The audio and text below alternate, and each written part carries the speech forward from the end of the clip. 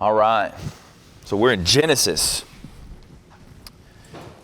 Genesis 1 through 11. So we're only doing 1 through 11. Obviously the curriculum does that, but I was going to cut it anyways, just because what happens here is so significant, and we tend to look over it because a lot of it seems pretty familiar, and like we read these stories in our kids' Bibles, and it's also like just the first little bit of the whole book. And so like when you've missed the first 11 minutes of a movie, you're not that worried about it. But the first 11 chapters of the Bible are incredibly significant. So just saying that, what we're not going to get to today may be everything that is encased in here. So like we may not get to absolutely everything, but what we're going to try to do is stick with those major themes that we talked about last week that go throughout the whole Bible, really the whole Old Testament, and kind of follow them as best we can. So that's going to be kind of the plan this morning. But that doesn't mean that if you have a question and we're not talking about it, to not ask it.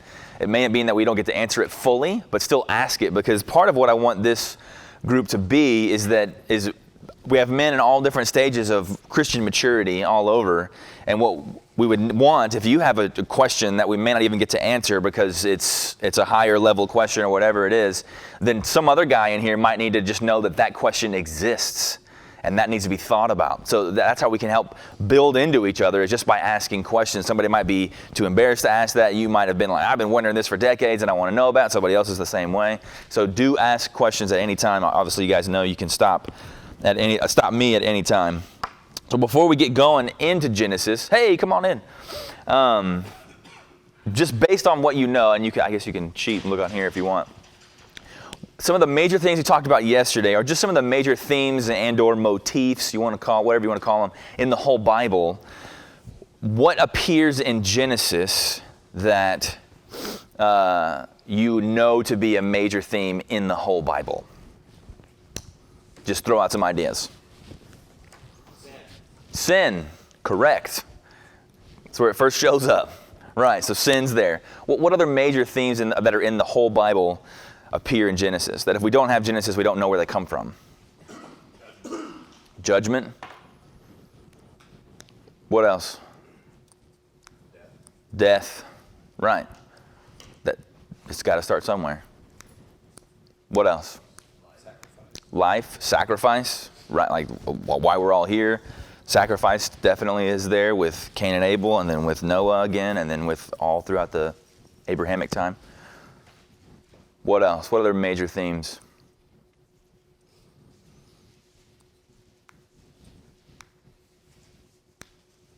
What things about God? Truths we know to be true about God that are throughout the whole Bible, but we see them in Genesis first. Pursuing us, right? Adam, where are you? Right? What else? Patience. Grace. We don't often think of grace in the Old Testament, really, but in Genesis even, we think grace doesn't show up until Matthew. But grace is there. I mean, we talked about it a little bit last week, that grace was getting that covenant in Genesis 3:15 at all. Why do that at all? And then when you start doing sacrifices, why would he accept them? Does God need a pile of dead animals? No. It's by grace that he accepts those. Right? So that theme is huge. We see God as Redeemer in that he doesn't create this thing and then it mess up and then he just obliterates it all completely. We see him redeeming that creation. Right? So we see God as sovereign, and we see God as having a purpose for what he's doing. That he created these things in all of these ways, and has a purpose for them all throughout. We see Jesus doing things like this. So we see lots of things of God in there. Do we see anything as the kingdom of God in Genesis that you know?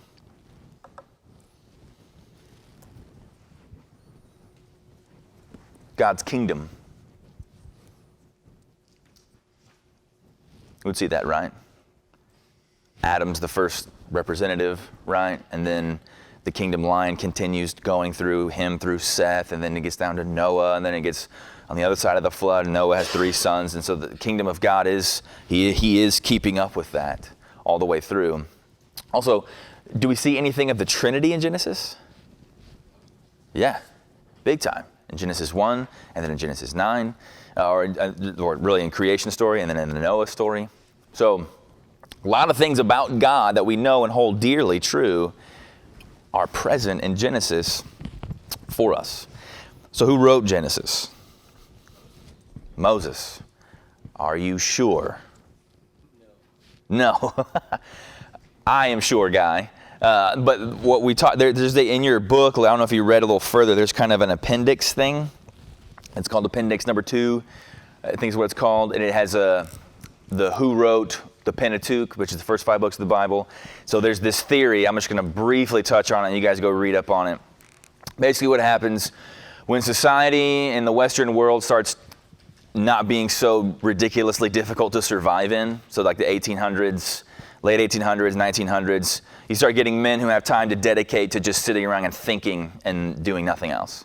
And so when you apply that to the Bible, you get this theory called a JDEP theory about the Pentateuch, that there was redactors and editors for the Pentateuch, first 5 books of the Bible. And the J is the Yahwehist, because that's the most frequently used name for God in that portion of the Pentateuch. And then you have the E section of the Pentateuch, because Elohim is the name of God that's used most frequently. So it's got to be a different author, they would presume. And then it just kind of goes down from there. The D is the Deuteronomic, and P is priestly. So that they're like, it just seems to be like there's different themes. So that's got to mean that there's different authors. But what we would hold to, and what you can read in that appendix later, is that it's pretty clear, just from the biblical authority, that Moses is the one who wrote it. That we wouldn't have any other reason to assume it's any other writer, except for we have more time to sit, think, and look at dirt and outside of the Bible to presume that it's not Moses. Because Jesus attributes it to Moses, Paul attributes it to Moses, Peter attributes it to Moses. So that's... Anyway, you go and read that article in there. It's really good and helpful if you really want to get down on that. But what we're going to see in Genesis, as it's being written, is that God is doing something special. He's creating, and it's a people that he's going to reveal himself to the whole world.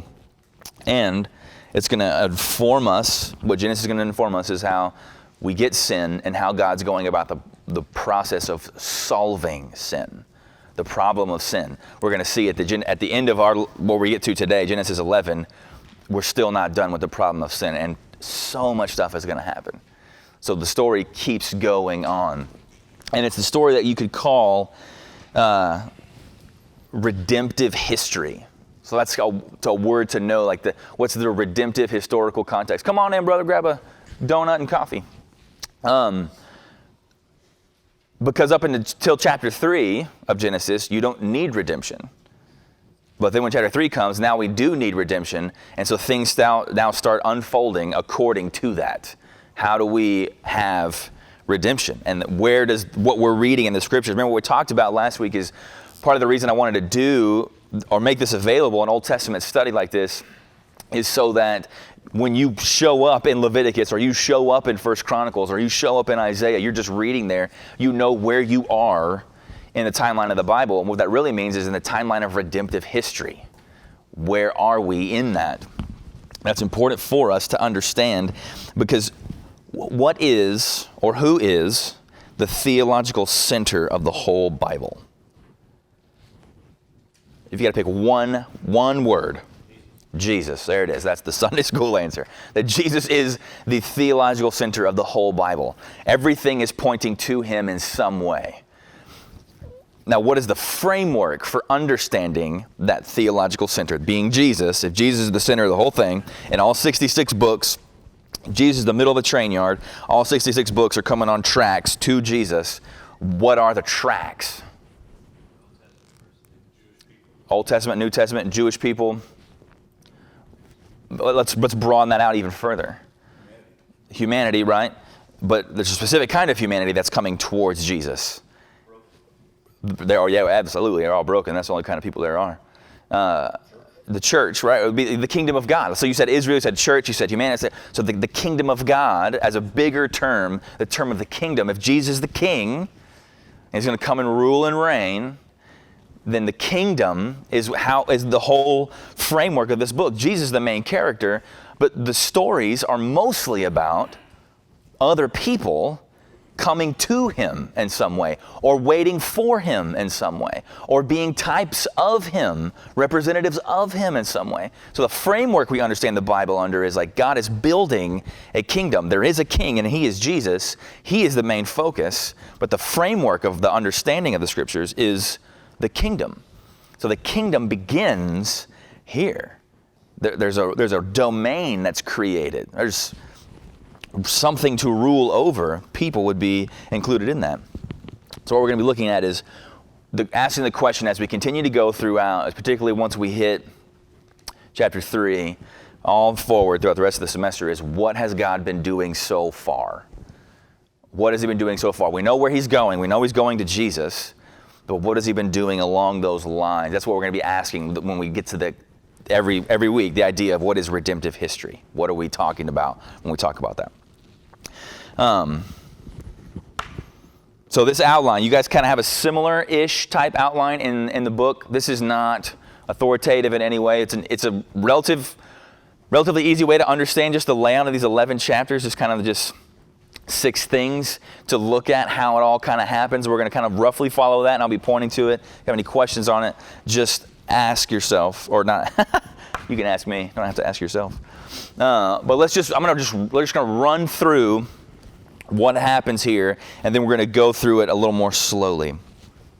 So in Genesis 1:1, you have the main focus of everything being, but in the beginning, God, period. Like, God is the focus. There's no argumentation for his existence. There's no anything else like that. It's just God. God is. When God says, I am to Moses, he is. And then he decides of his own free will and sheer will, and by verbal fiat, he brings into creation all the things that we know and understand. Then he brings in humanity. And then humanity comes in as the crown of creation, the pinnacle of creation, the only representative of him, and then sin comes in, and they fall. And then we get our first tent pole. Remember, we have those 4 tent poles to understand the whole Old Testament.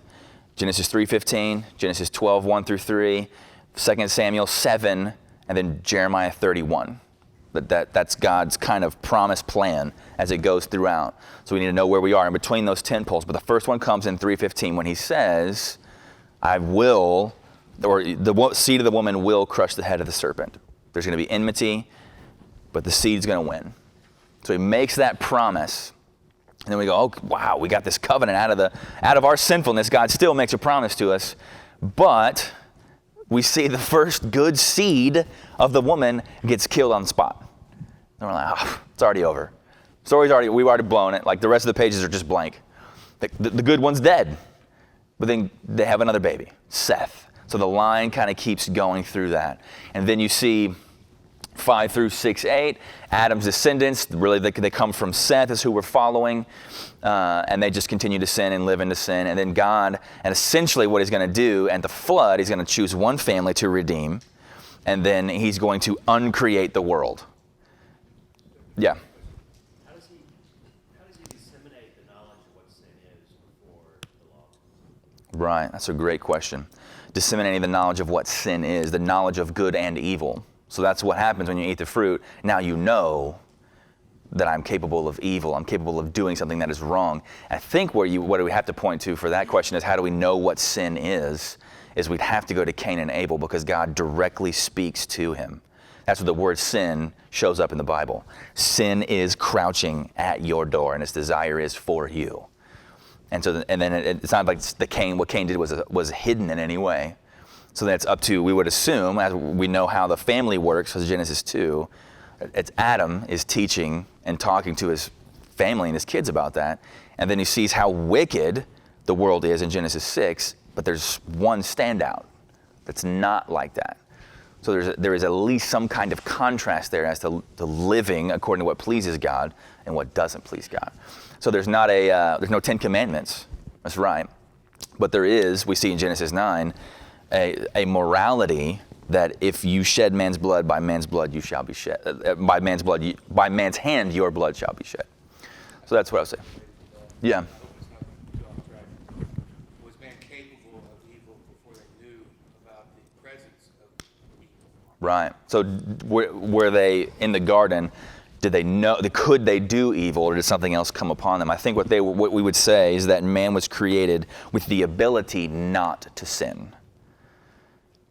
So which is not something that we have.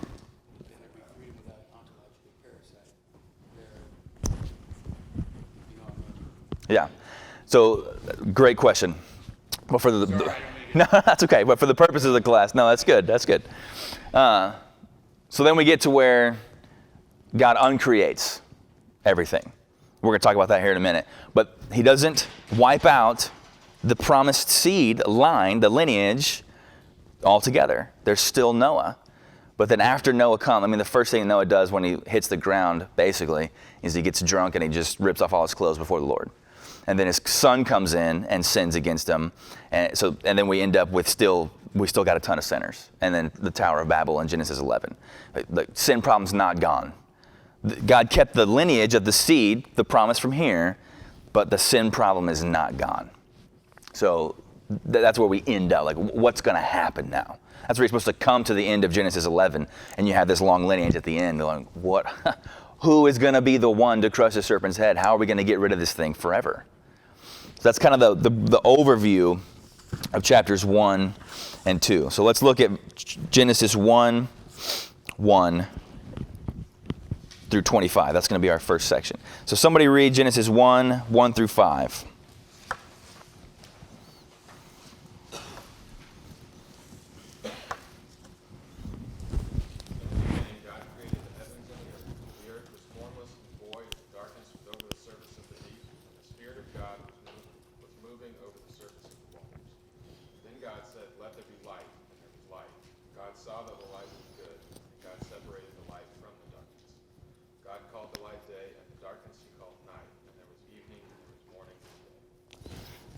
So we have the first day of creation, but what do we see about God in those first 5 verses?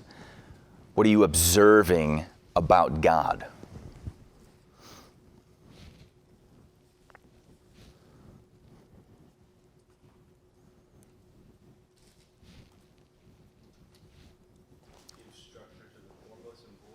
Give structure to the formless and void. So obviously he has the ability to do that, right? It's all powerful. We have omnipotence shown right there. Right. Absolutely. So he can speak. Let's look at that for a second.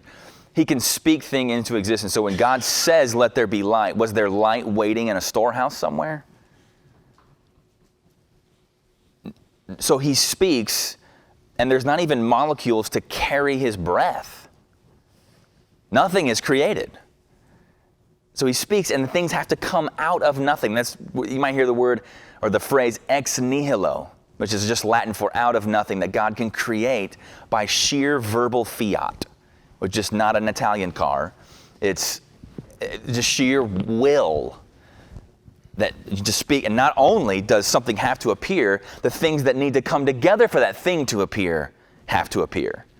That as he's speaking, molecules are carrying that out because he does it by just speaking out loud. What are the first 3 words in your Bible?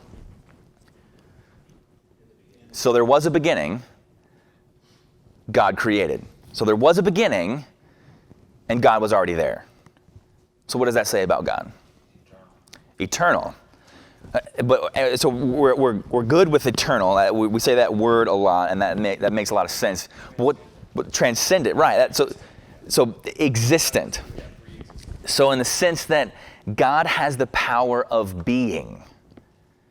We can become, but God is. Like, he has the power to be all by himself. That doesn't mean remain by himself, like I can just be by myself in the woods. No, God can be. He has the power to just exist, the sheer power of existence. Nobody else has that power. Nobody else just is. We weren't, and now we are, and then we won't be again. But God always is. So that's a hard concept, obviously. Right. Especially when you're dealing with talking to an atheist. Right. But an atheist has the same problem. Absolutely. They're essentially saying that something came from nothing, but nobody played a part in it. Right. Absolutely. Because then you think about, how can something come from nothing? There has to be something that has the power of being. Something has to have been there. Otherwise, if it's all nothing, then nothing can come out of nothing, because nothing is nothing. And that's the famous like R.C. Sproul circular argument where it's like nothing is nothing. That how can God speak into nothing and then there be something? There has to be, nothing is, can you think about nothing? Explain nothing. My wife would say I could. If you're thinking about nothing and you imagine anything in your mind, you're now thinking about something. Like, well, I just picture like blackness. That's something. We can't picture, if you have anything in your mind when the word nothing, we don't even understand that concept of nothing, but that's what God creates out of, and that's what God existed in before he decided to make a beginning. So this idea of who God is, we have to see. But what do we also know about God? Besides his self-sufficiency, his eternality, his sovereignty to be able to do that, what else do we see about God in those verses? Spirit of God hovering over the face of the waters, right. So now we got to go, okay, there seems to be God and then the Spirit of God, and then we go later in the chapter and it says, let us, and then we see this seed coming, like, okay, it looks like Trinity's here in the first chapter, or first 3 chapters. Right. We also see that God is good in Genesis. Because what the refrain that he's going to make, we didn't read far enough, but the refrain that he's going to make is that God saw it and it was good. So what God did, what emanates from the one who just exists on his own is goodness. That all he made was good. He didn't make anything that was bad in this account. That God is good. So let's scroll down to Genesis 1, 26 through 28. Somebody read those.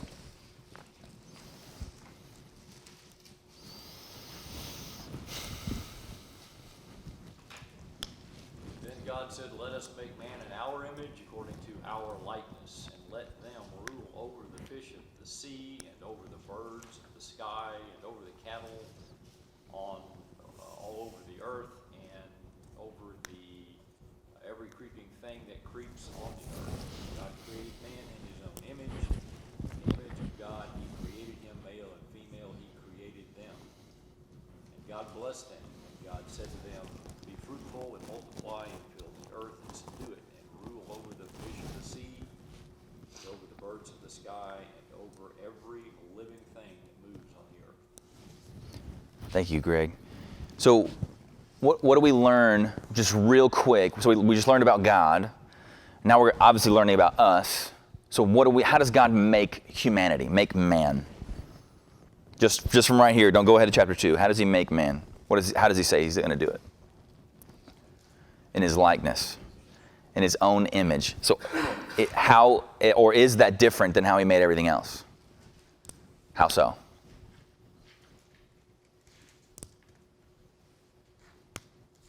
Well, it doesn't say that he made the beast in his own image. Right. Right. So we get the image of God. So what do we have that God has that animals don't have? Souls. Conscience. We know that we're going to die, so we're aware. We're aware of good and evil, like an animal has no concept of morality. They just do what they do. They just react to instinct. God doesn't do that. God's a rational, thinking being, and then therefore so are we. We have a lot that animals don't have that God has, so we bear his image in a unique way, but we're also given a unique task. What are we called to do in those verses? Dominion over the earth. What does that mean? What does that mean? And then also, how does that bear the image of God? I'd say dominion is to be responsible for our creativity and our. Right. Put things into order, give Adam a task to name all the animals. Mm-hmm. So it's interesting. So how do we see God's image being born by this mandate? How do we uniquely bear his image by having domain, giving order, that kind of thing? Like he's got order over us. Right. Right. Did he tell lions, hey, you guys make sure you take care of the grasslands? hey, dolphins, make sure you take care of the waters. Well, only we were given a task similar to what he is, a smaller version of his.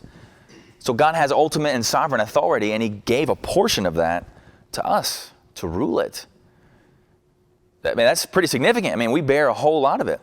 But if you think about this whole dominion and ruler reality, we do see something pretty unique as far, and just in the days of creation, we're not going to have time to go through all of that. But if you see the parallel, what gets created on day one, if you have your Bible? Light. What gets created on day 3? Or day 2, sorry.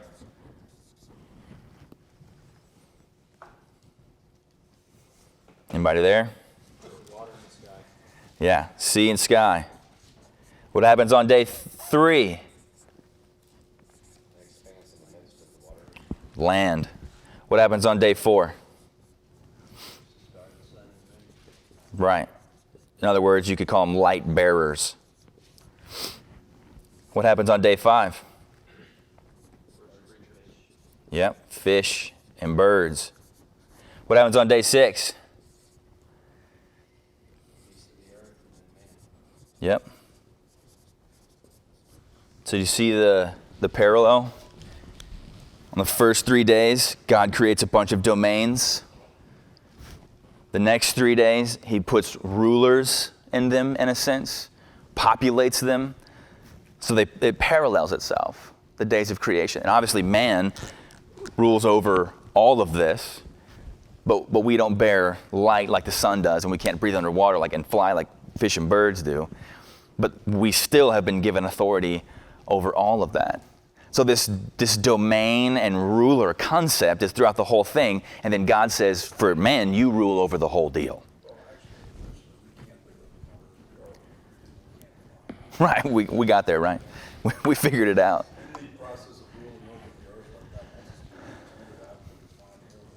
That's right. And there's no worlds underneath the sea where sharks have tanks of us. Right. What do we make of the reference to water in verse 2? The Spirit hovering over the Surface of the water. That's a great question. It's never popped out to me before. But it's clear that it mentions water before it mentions water. It is, yeah. And so that's a good question over the face of the waters. Obviously, there's a lot of different schools of thought on that. They're like, oh, well, that means that there was water that pre-existed. It was always there, and then what God's doing. And what we're just looking at is like the formless void. What is that? That God's in the process of creation, and God's Spirit is the one moving around and doing that. So that's what we would look at the surface of the waters, that he's in the process of creating. We would not see that water as some kind of pre-existent substance that was there, that's as eternal as God. God would have made that. The God's Spirit is present in that, in the process of creation. So like in the process of us being recreated, the Spirit is the one moving in us to recreate. It's through the power of Jesus, by the command of God, but the Spirit is the one coming and acting like that. So that would be short answer for that. Sorry, we can't go into that any further, but that's a good question. I'm glad you asked that. So then we get a second telling of creation in chapter 2. Don't need to be thrown off by that. This is just an account. It tells the big picture, and he's going to focus in on one element, the creation of man. So let's read. Somebody read Genesis 2, 15, and 17. We're going to have to skip over the actual making and pulling the rib out and all that. We're going to talk to this, what he says to Adam. Somebody read 15, 16, and 17 for us. The Lord God took the man and put him in the garden of Eden to work it, keep it. The Lord God commanded the man, saying, you may surely eat of every tree in the garden, but the tree of the knowledge of good and evil you shall not eat, for in that day that you eat of it, you shall surely die. Okay, so verse 15, what do we see? What's there? Something's there that you're all about to go do. Work. So that means that work pre-exists the fall, right? So work is not a curse. The kind of work we do now is cursed. But God does things. So this is just speaking towards when we talked about last week about the parallel of Genesis and Revelation, right? So we have the creation, then we have the marriage covenant, and then we have destruction of Satan foretold, and then Revelation goes into the destruction of Satan, the new marriage covenant between the Lamb and the church, and then recreation. So we have that parallel between both of those things. So when it comes to Revelation, we think about heaven, and we think about all the time, heaven is not mindless lethargy or endless leisure. Because what we first ever learn about God is that he does something. So our work is painful right now as a part of the curse, but work itself is not inherently evil because God worked. God created. That's the first thing we hear about God as a verb. In the beginning, God created. So work pre-exists the fall. We need to make sure we note that. So when you're mad about your job, you're mad about the evil things of your job, not the fact that you have to do one. That's why retirement drives people insane, because you have this fake vision of I'm going to sit around and do nothing for forever and it's going to feel so good. You go crazy because you're not made for that. You're made to do something because God does something and you bear his image. So then, okay, further on, verse 16 and 17, we got the tree. Have you ever asked the question, why even put the tree there? Why? Why? Let's talk about that. Why would you put the tree there? Why create this perfect environment, put man in it, and then put a woman in it to fully bear your image? You need both of them. You can't fully bear the image of God with just male. You need male and female. So you put them in there, and then you put this tree in the middle. Why? It goes back to the man capable of sinning without sin. Right. It does go back to that. But if do you create, when you set your little toddler playroom up, do you put all these toys and then just put one machete in the middle of the room? And go, don't touch it. Why do that? If God is God, we have to know who God is. Why make sense of that? If God is good, why do that? He has the power to not create that. Big picture, the ultimate story of redemption had to happen. It has to happen, absolutely. And we don't know why. Part of the plan. But we don't know the full character of God, right? We don't know the full character of God unless we can see his redemption. So that's what you're talking about, the big picture. There There had to be the capability and the choice for man to sin so that God could send Jesus and have the redemptive story so he could bring us into a close relationship with him, to his ultimate glory. You know, how all that works. right. I think you have to ask the other question. Why did he allow the serpent to be in there? Because would Eve and Adam have ever sinned if the serpent didn't come and challenge? But he knew Right. he would be there, Right. and he knew that he would make that choice. Yeah. He knew that man was going to sin before he ever sinned. Right. It's not like God was surprised. Right. Whenever he's asking Adam, "Where are you?" He knew where he was. But if we're told in a sense that what we're going back to, we're not going back to, what we're going forward to is a perfect Eden, an undefilable Eden. That's what Revelation describes heaven essentially to be like. And we saw the chiasm, right? Remember that we have creation, and then we have, in Revelation, we have new creation. So why is the tree there? If you're the creator and you've made creations who do bear your image and who do have the ability to sin, they have the ability not to sin, which we don't have. They have the ability to sin. Why put that tree there? He didn't want robots in heaven. He wanted people that make their own choice. Is this so that we'll need him? So we'll need them? Possibly. I mean, think about all the goodness that he gave them. There's one tree, and it's not like that tree has like special juice in it that when you eat it, your brain just comes on. It's that I just told you don't do that one thing, because you're not me. I have made my creation free, but you're not as free as I am. You are still created beings. So Adam and Eve, hypothetically, if they never eat the fruit, every time they walk by that tree, think about that tree, then they understand God is God and I am not. There is something that I cannot do. God didn't keep anything else from me. He said, eat freely. Here's why: a perfect marriage, a perfect world, a perfect scenario. You have a perfect job, but then you walk by that tree and go, yep, I'm not God. There is something that I cannot do. Something that I must not do. He is allowed to give me orders. I am not allowed to give him orders. So can I ask a question then? So if they did not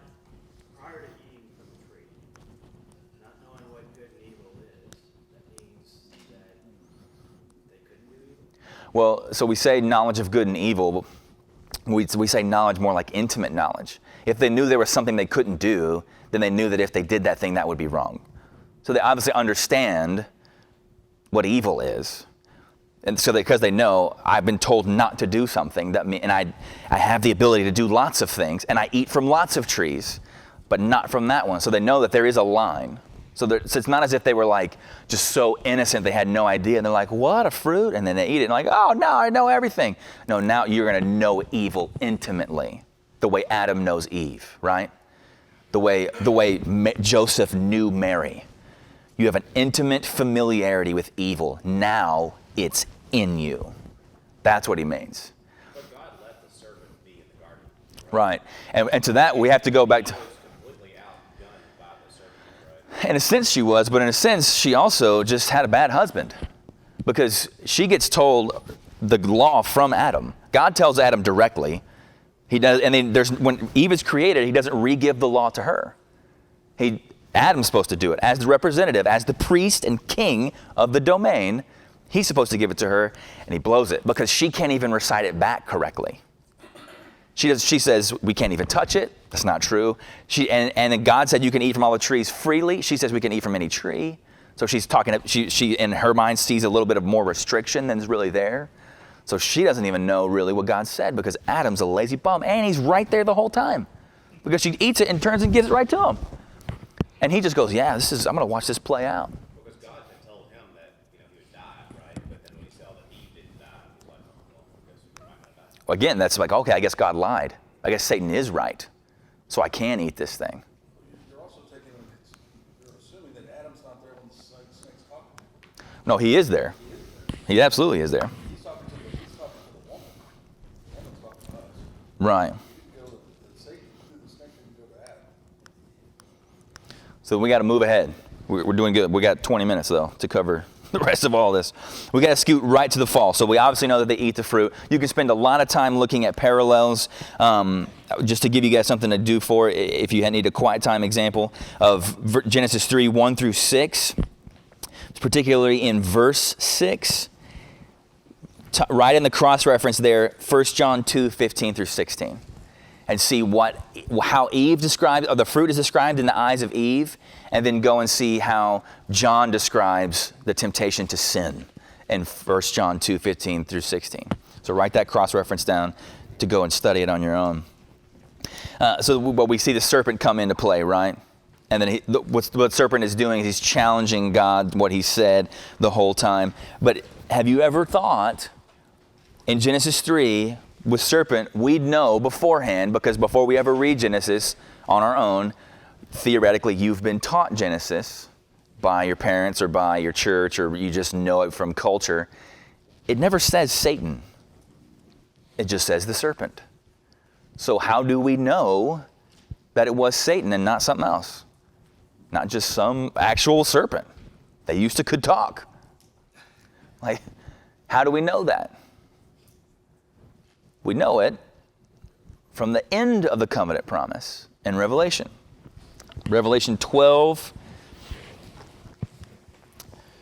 make sure I get it right, 12:9, and then also in Revelation 20, verse 2, but we're going to look at 12:9. It's easier to understand that one.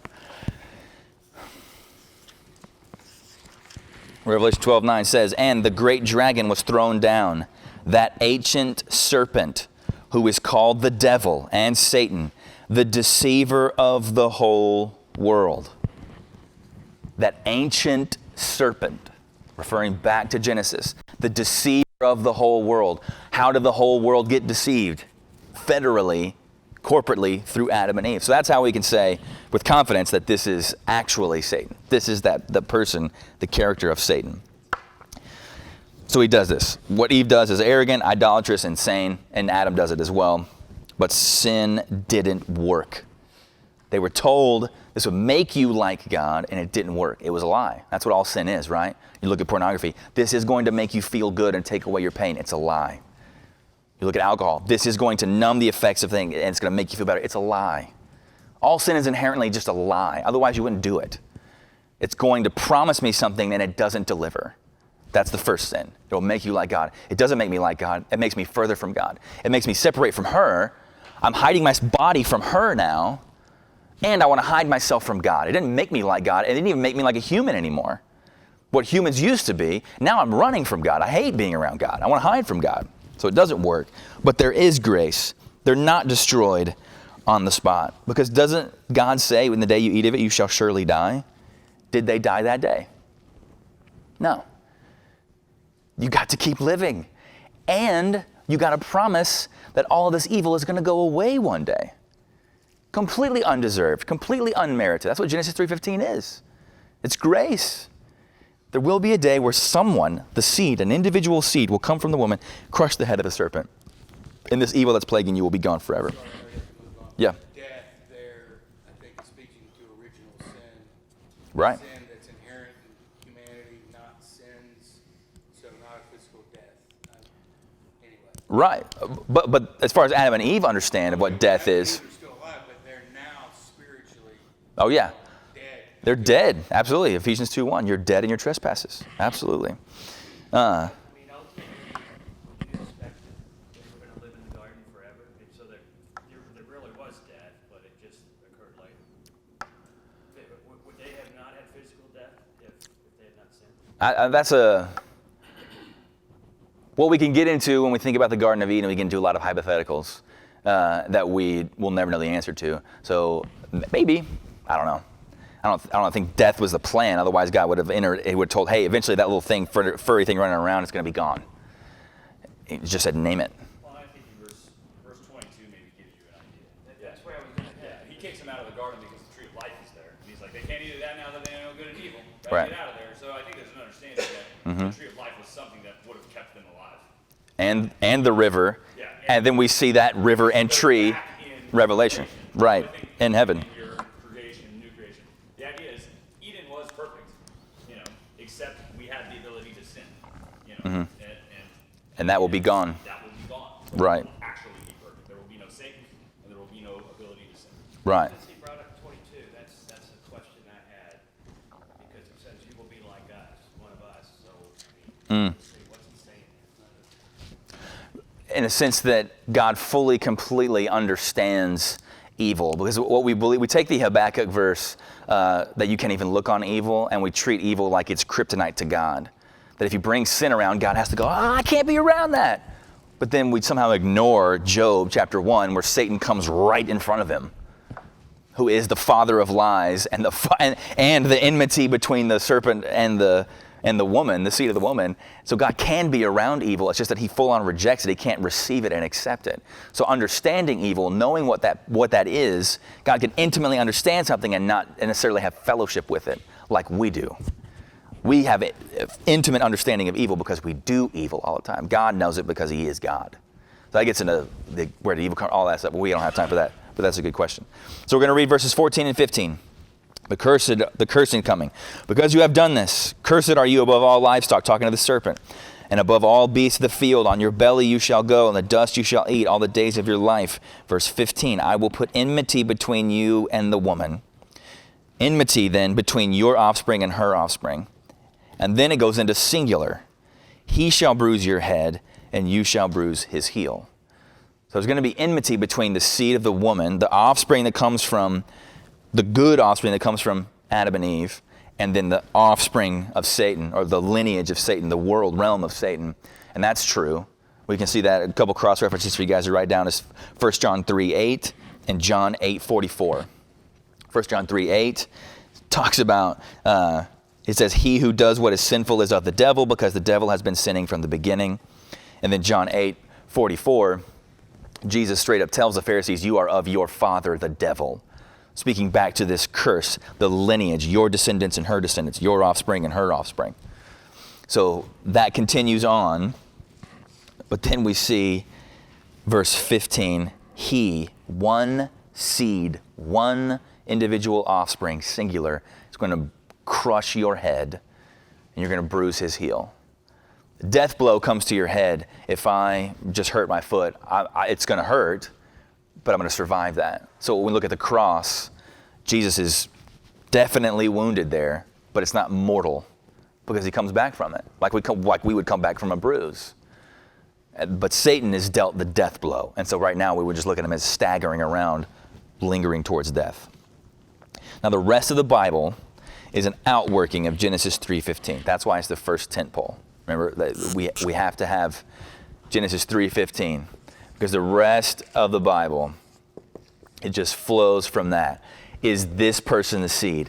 Is Seth the seed? Is Cain and Abel the seed? Is Noah the seed? Who is going to be the one to finally end it? And so if you're paying attention, remember to our slow movie, and remember we talked about that the Old Testament's like soccer and the New Testament's more like football or basketball. You have 39 books and you have 4 goals, and the game still doesn't end. It has to go into overtime when we get to that, and then we have penalty kicks, and then that's where the rapid fire action is happening in the New Testament. But the first goal is Genesis 3:15. That's everything else is coming out. When is the serpent going to be crushed? When is evil going to go away? Who is that seed? And that's where the story kind of keeps going. It goes through Genesis 4 and Genesis 5. It's just outworking that. They have what's going to happen. No, the good seed, the one who's faithful, he gets killed. So I'm like, oh, is the story over? No, because at the end of Genesis 4, it says, and Adam knew his wife again, in verse 25, and she bore a son and called his name Seth. For she said, God has appointed for me another offspring instead of Abel, for Cain killed him. So even Adam and Eve knew it was supposed to be Abel, but it wasn't. So he's like, it can't be Cain, it's got to be Seth. So then Seth carries that line along. When we just see corruption. So Genesis 5, really interesting if you want to study the age of the earth and look at all these timelines and put these things all together. That's exciting, but we don't have time for that. But what we're going to see is how corrupt does humanity get? Does humanity get so corrupt? Is Satan able to corrupt humanity so bad that God's grace runs out and the seed's lineage goes away? That's what we're looking at. Because in Genesis 6, it looks pretty bad.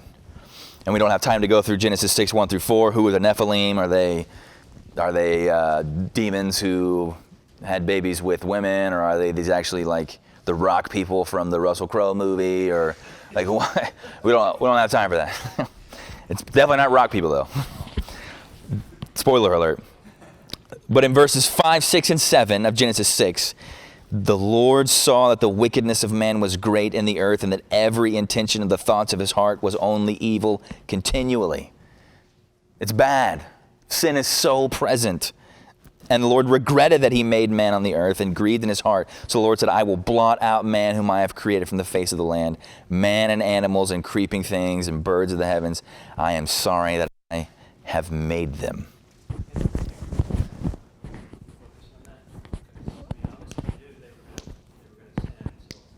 Right. So then, and this is a bigger sovereignty question, but we're gonna zoom it out real quick, and then we're gonna finish it up. But regret is an emotion, right? Does God feel emotions? Does God feel emotions even though he knows why it's happening and he has a purpose for it happening? We would just look at Jesus weeping at the tomb of Lazarus with his sisters. Why? You know you're going to heal them. So if I couldn't make myself cry if I knew I was about to walk up and go do that, because I don't have the ability to feel emotions separate from my knowledge. That if I know he's actually going to come right out of there, then I couldn't cry. But God is God, so he chooses to feel emotion in time and in space, in the sense that man's lifestyle now is regrettable. This is bad. I disapprove of this. Not in a sense of like, I made a mistake. I should have made these kind of chromosomes instead of those. It's the way they're living is regrettable, and God is expressing emotion toward that. So does God regret? We would have to say yes, but not the way we do. Because if it's the way we do, then God loses omnipotence, or God loses omniscience, and he loses sovereignty. So he was feeling emotion in time and in space as we read the story. Because otherwise, if that's not there, and then it just goes to, and then God obliterates the world, you're like, whoa, what happened? Like, why did that happen? Like, what was his reason for that? The way you're living is so regrettable and so disgusting, I'm going to purge that. So that's the short answer to that question that I would have. But so then we get to, obviously, Noah and the flood. So 6, 7, 8, and 9. we have the flood. That a partial judgment of the world doesn't end sin. It doesn't eradicate it. The God announces he's going to do that, and is essentially, you could look at it as uncreating the world. Uncreating the whole thing, which is wild to think about. So if you look at, just real quick, this is worth our time. Genesis 1, 6 and 7. And God said, let there be an expanse in the midst of the waters, and let it separate waters from the waters. So we see that as sky and sea. Separate the waters in the clouds from the waters in the ocean. Land separates that.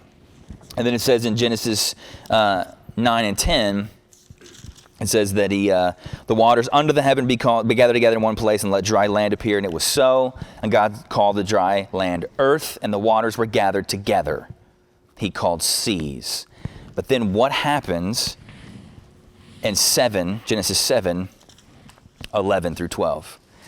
In the 600th year of Noah's life, and in the second month, and the 17th day of the month, on that day, all the fountains of the great deep burst forth, and the windows of the heavens were opened, and rain fell on the earth 40 days and 40 nights. So when God creates, he says, separate the waters and let's put land there. When God judges, he says, we're going to collapse the waters and there's going to be no land. It's essentially an opposite reaction. It's a uncreating. When I created everything, the first thing I did was, or one of the first things I did was, whoosh, now for judgment, I'm going to put it together. And that's going to be my judgment. So it's we're supposed to see it like that. It's harsh on purpose. In verse 17 of chapter 8, God recovenants with Noah. Bring out with you every living thing that is with you, all flesh, birds and animals, and every creeping thing that creeps on the earth, that they may swarm on the earth and be fruitful and multiply on the earth. What's the job that Adam was given? Go to the animals. Name the animals. Dominion over the animals. One man with all these animals. What's the image coming off the ark? One man with all the animals. So it's kind of a recreation. All these animals are coming off with him, and he's supposed to save them all because we're preserving creation and we're going to reboot. You holding your power button down, and then you let it start all over again. You shut it all down, and then you let it start back up the way you started the first time, in a sense. Except for he's not creating out of divine fiat. And then 10 and 11, we're having to scream past some of this good stuff. We'll get to you, though. Chapter 9 is when the flood's over, and God blessed Noah and his sons and said to them, be fruitful and multiply and fill the earth. Has God already said that before? To who? Adam. So we wouldn't call Noah the second Adam because Jesus is the second Adam according to Romans 5. But Noah's in a sense an Adam-like, Adam-esque. He said he gets the same command and he's got the same scenario. I got one wife and I got a bunch of animals. Only this time we got kids going already. But it doesn't get rid of sin, not in any way, because in verse 20 of chapter 9, Noah began to be a man of the soil, and he planted a vineyard. He drank of the wine and became drunk and lay uncovered in his tent. So right when society starts getting good, Noah gets drunk and naked. And then Ham comes in and looks at him, which is a sinfulness of shaming your father. So sin is still there. There's nothing you can do. The sin's still going to be there. So then we have the descendants of Noah's sons in chapter 10, Ham, Shem, and Japheth, come all the way down. And then in chapter 11, we begin this Tower of Babel. What did God tell Noah to do in 9 verse 1? We just read that. He just redid the covenant with them. Fruitful and multiply and congregate in one place. No, he said, be fruitful, multiply, and fill the earth. And what did they do? They all had one language and the same words. They all come together. Verse 3, come, let us make bricks and burn them thoroughly. They make bricks. They said, come. In verse 4, let us build ourselves a city and a tower with its top in the heavens, and let us make a name for ourselves, lest we be dispersed over the face of the whole earth. What are they trying to avoid? God's command to fill the earth. We don't want to be spread out. The kids' book is they were trying to build a ladder that went all the way up to heaven. And that was their big sin. Don't you ever try to climb all the way up into heaven.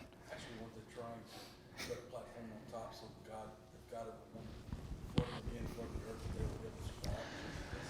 You could say that, but because what their heart is defiance. What we don't have any clear biblical perspective of. That's why we're building it. They said, let us make a name for ourselves. But what was Adam's job? Make a name for God. I gave you a portion of my authority to rule over this land, so do it. And so take my name everywhere. Let my name be everywhere. You be fruitful as image bearers and just represent me everywhere.